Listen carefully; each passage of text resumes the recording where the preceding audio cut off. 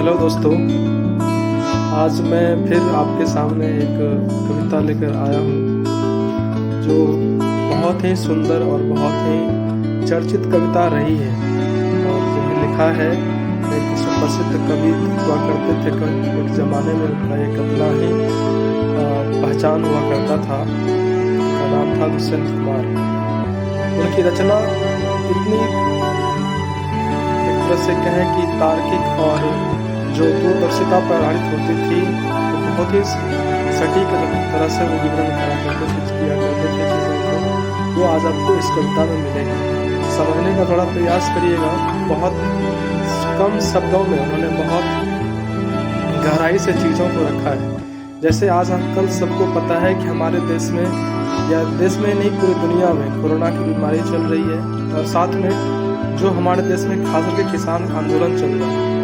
दोनों पे जगह मौतों का अंबार लगा हुआ है, दोनों जगह परेशानियां बढ़ी पड़ी है, लेकिन कोई किसी का सुध लेने वाला नहीं है। हमको लगता है कि शायद उन्होंने ऐसी भी सोच रखी होगी उस समय जब उन्होंने ये कविता लिखी थी। इसका हो सके आने वाले दिनों में ऐसा भी समय आएगा जब लोगों को ये दिन देखना पड़ेगा, ऐसा झेलना पड़ेगा, और शायद उन्होंने ये सोच के ही ये कविता लिखी थी। वो इस प्रकार है। इस रास्ते के नाम लिखो एक शाम और, इस रास्ते के नाम लिखो एक शाम और, या इसमें रोशनी का करो इंतजाम और। आंधी में सिर्फ हम ही उखड़ कर नहीं गिरे, आंधी में सिर्फ हम ही उखड़ कर नहीं गिरे, हमसे जुड़ा हुआ था कोई एक नाम और। मरघट में भीड़ है या मज़ारों पर भीड़ है। मरघट मतलब होता है जहाँ पे जो हिंदू समाज के लोग होते हैं जिनको जलाया जाता है। मज़ार तो आप लोग जानते ही हैं। मरघट में भीड़ है या मज़ारों पर भीड़ है, अब गुल खिला रहा है तुम्हारा निजाम और। निजाम मतलब है सरकार के बारे में, या भगवान को कह सकते हैं, कहा गया है। कोई फर्क नहीं पड़ता उन्हें। घुटनों पे रख के हाथ खड़े थे नमाज में, घुटनों पे रख के हाथ खड़े थे नमाज में, आ जा रहे थे लोग जहन में तमाम और। लोग तो अपने काम दिनचर्या में व्यस्त हैं, उनको रोजी रोटी के लिए जो रोजी रोटी के लिए करना ही पड़ेगा। घुटनों पे रख के हाथ खड़े थे नमाज में, आ जा रहे थे लोग जहन में तमाम और।